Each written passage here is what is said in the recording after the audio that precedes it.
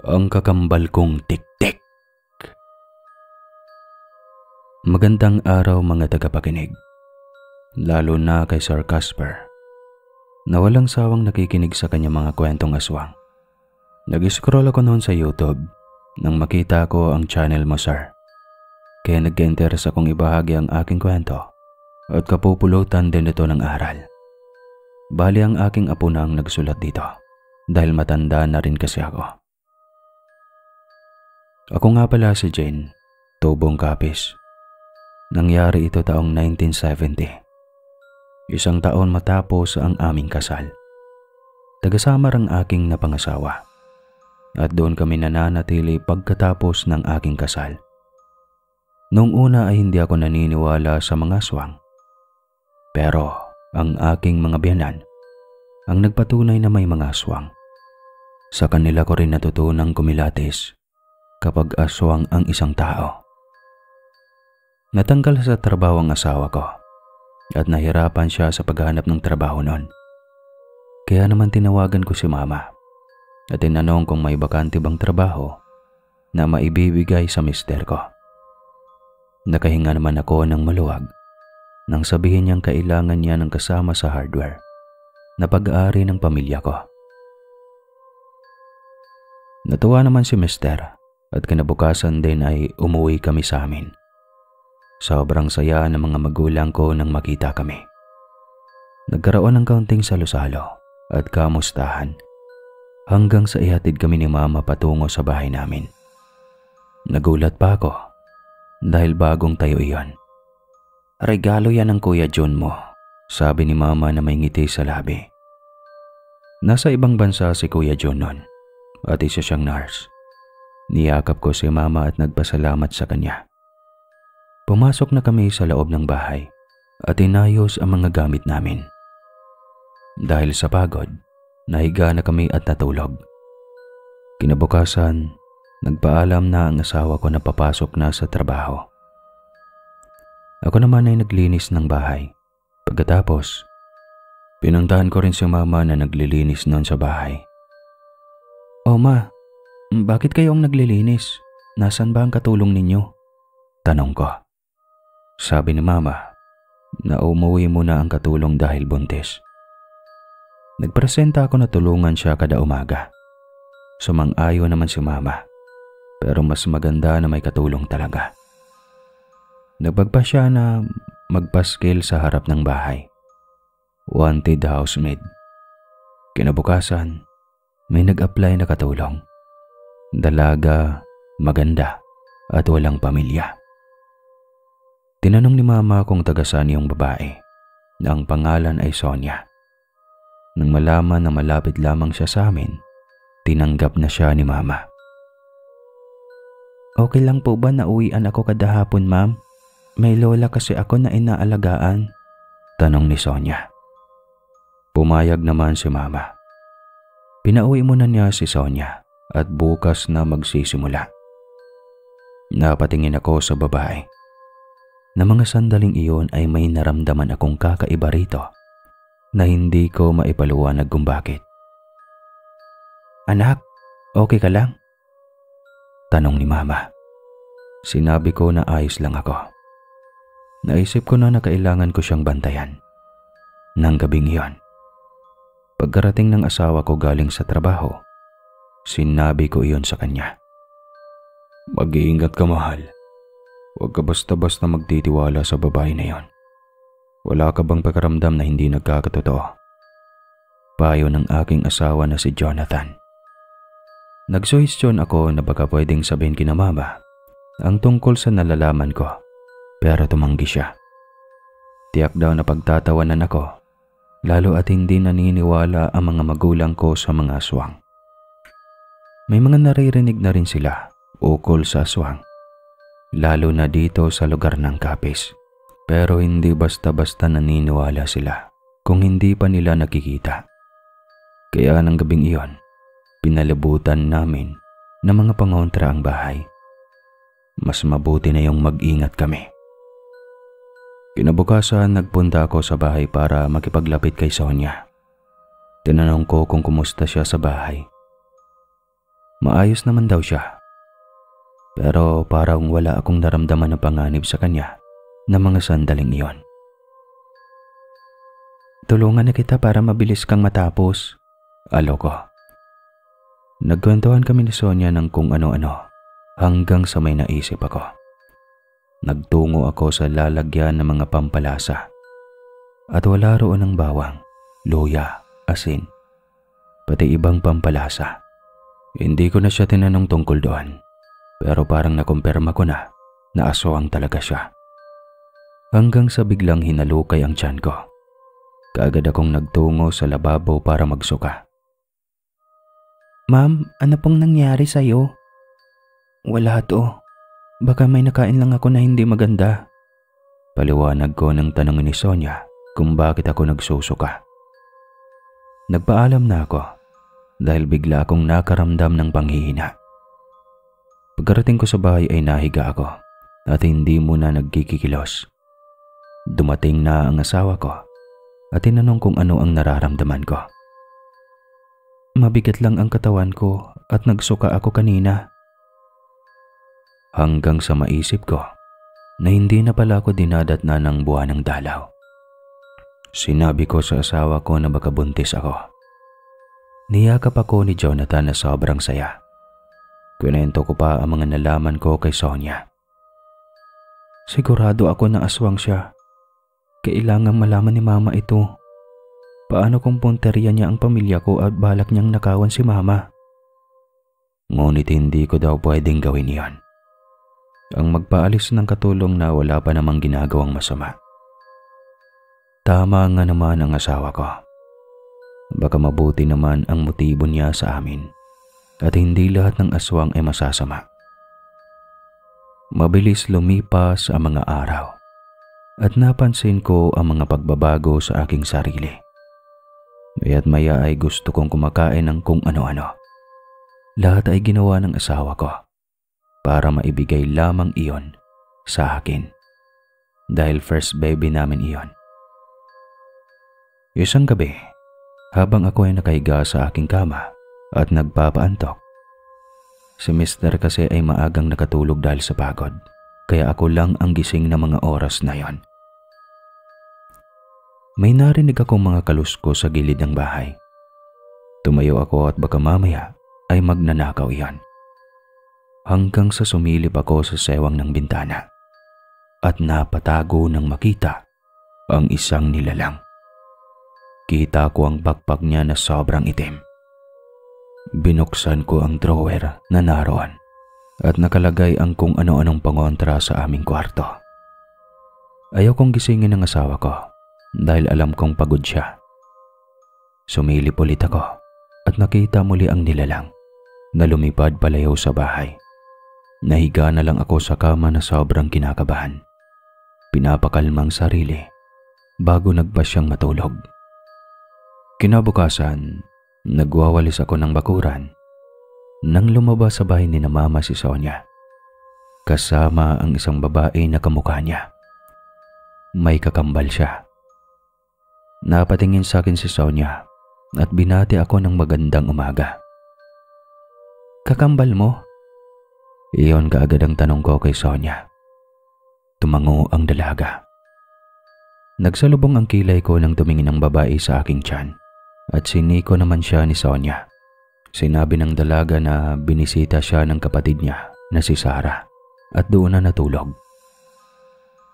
Ngumiti lamang ako pero alam ko na may kakaiba sa kakambal nito. Lumabas na ng gate si Sarah. Nagpaalam naman sa akin si Sonia na papasok na dahil may gagawin pa. Ako naman ay pinagpapatuloy ang ginagawa. Hindi ko muna sinabi kay Mr. ang mga nakita ko kagabi. Ayaw kong mag-alala siya sa akin, lalo at wala namang masamang nangyari sa akin.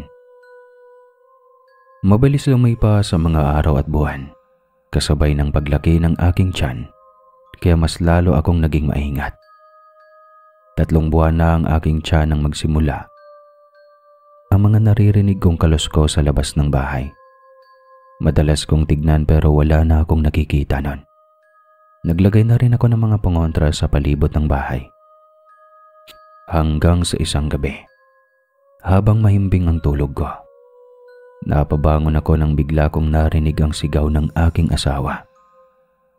Napatingin ako sa kanya at sa kanyang tinitignan. Natakot ako nang may makitang humahaba na dila mula sa itaas ng bubong at pilit niyang hinuhuli. Isang tiktik, kailangan natin siyang mapatay kaysa makuha ang anak natin, Jane. Galit na sabi ng aking asawa. Nilapitan ako ng aking asawa at niyakap. Sinabing hindi niya ako pababayaan hanggang sa nawala na lang ito at hindi na nakita pa ng asawa ko. Hindi ko makakalimutan ng gabi na yon. Grabe, sobra akong kinilabutan. Halos maiyak ako sa aking nasaksihan.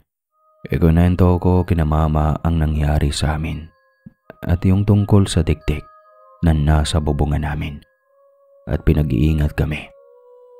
Hanggang isang araw niyon, napagpasyan kong magpunta kina mama.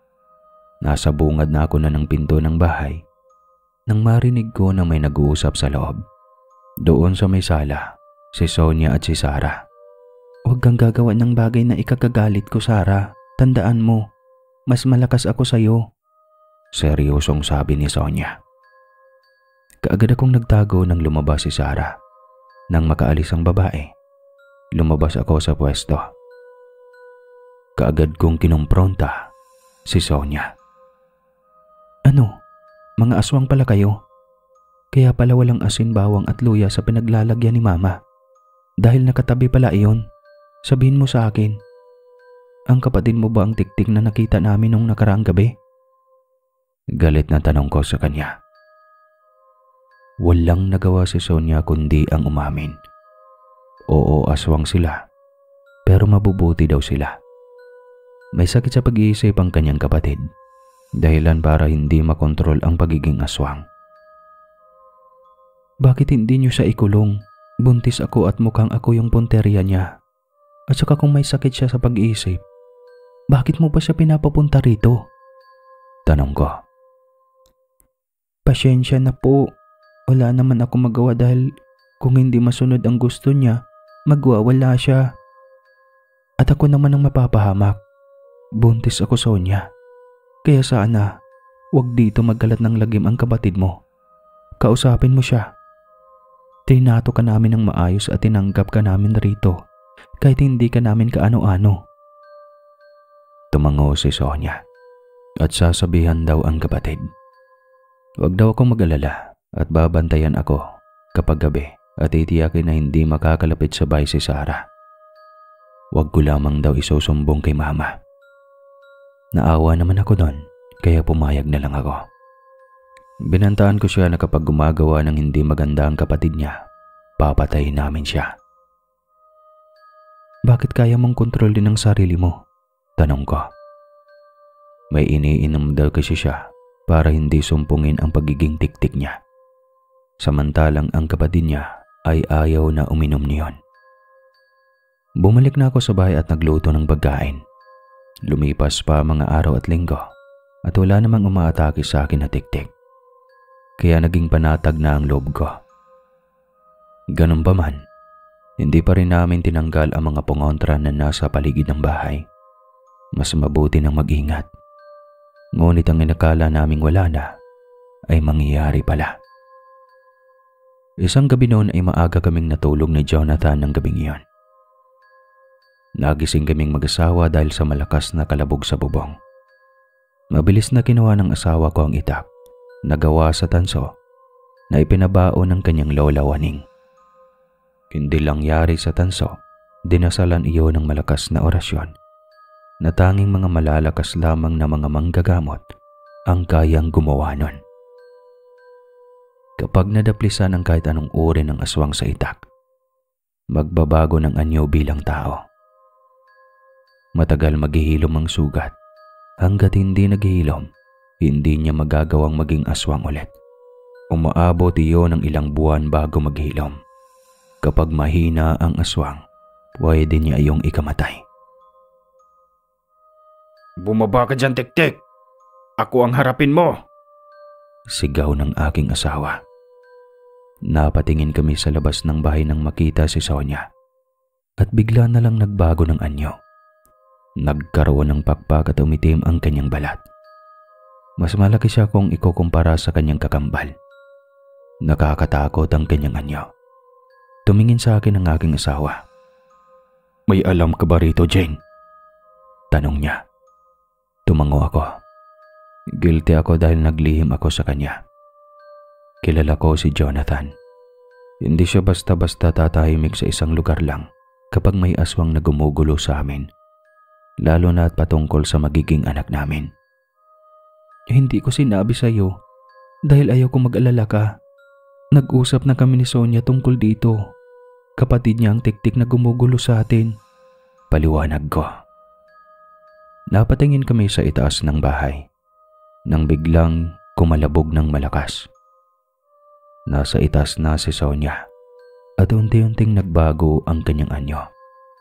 Biglang pumayat ang kanyang katawan at nagkaroon pa ng mahabang pakpak. Nagkaroon din ng matutulis na kuko. Niyakap ako ng aking asawa nang dumadagongdong ang bubong. At dahil doon nagising ang mga kapitbahay, maging ang aking mga magulang. May mga dala silang armas. Bago pa sila gumawa ng paraan para patayin ang dalawa, pinuntahan ko na sila para hindi matuloy ang anumang gagawin. "Huwag niyo silang sasaktan. Mabuti ang malaking tiktik. Hintayin natin na matapos ang lahat. Walang mangyayari sa atin. Ang malaking tiktik ay si Sonia, ang katulong ni na Mama. Wala siyang intensyon na masama." Paliwanag ko. Dahil sa sinabi ko, ibinaba nila ang kanilang mga dala. Lumabas na rin ang aking asawa, dala ang itak para protektahan ako. "Sarah, di ba sinabi ko na sa iyo na itigil mo na ito?" Biglang sinalakay ni Sarah ang kanyang kapatid. Nakatalo naman at lumipad si Sonia. Sinunggaban niya ang kanyang kapatid at ibinalandra sa bubong at dinaganan. Pinagkakalmot niya ito hanggang sa tuluyan ng sumuko si Sarah. Makalipas ang ilang minuto, bumaba na ang dalawa at pagkababa, bumalik sa dati ang kanilang anyo. Sugatan at nanghina si Sarah. "Patawarin niyo ang aking kapatid kung nakagawa siya ng hindi maganda sa inyo." Paghingi ng paumanhin ni Sonia. Hindi umimik ang kakambal niya at parang nawala na sa sarili. Nagpaalam sila na aalis na. Pero bago yon, lumapit si Mama kay Sonia at pinayuhan na ipatingin sa manggagamot ang kanyang kapatid. Baka sakaling madaan pa sa gamutan ang nangyayari rito. "Bumalik ka dito bukas, Sonia. Hindi dahilan ang nangyari para hindi ka na magtrabaho rito. Ang ginawa mo ay katunayan lang na mabuti kang aswang. Ihintayin ka namin rito." Niyakap ni Sonia ang aking ina at nagpasalamat sa kabutihan nito. Nang makaalis ang dalawa, humarap sa akin si Mister. Nakahinga siya ng maluwag dahil wala nang panganib sa aking pagdadalang tao. Kinabukasan, bumalik nga si Sonia. Nasa labas ako noon, kaya nilapitan ko siya at kinumusta ang kanyang kapatid. "Ayos naman po siya, Ma'am, pero nakakulong para hindi magwala at balak na ring ipagamot sa susunod na linggo." Hinawakan ko ang kamay ni Sonia at nagpasalamat sa pagsagip sa akin. Kasalanan naman daw niya iyon dahil dinala niya ang kapatid niya roon. "Ayos lang yun, hindi mo naman yun ginusto. Ang mahalaga ay ayos na ako ngayon."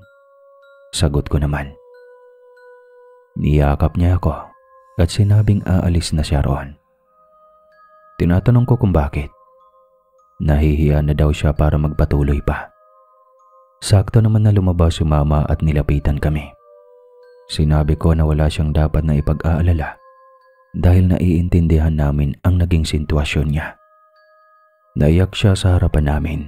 Niyakap ko si Sonia at sinabing wala siyang kasalanan at ipagpapatuloy na lang ang pagiging katulong na sinang-ayunan naman ni Mama. Maraming salamat. Kailangan ko po talagang trabaho para sa pamilya ko, lalo na sa lola ko at kay Sarah. Simula nun, patuloy na nagtatrabaho si Sonia at pinatunayan niya na kahit aswang siya, mabuti siya at sa katunayan, siya ang superhero ko. Alright.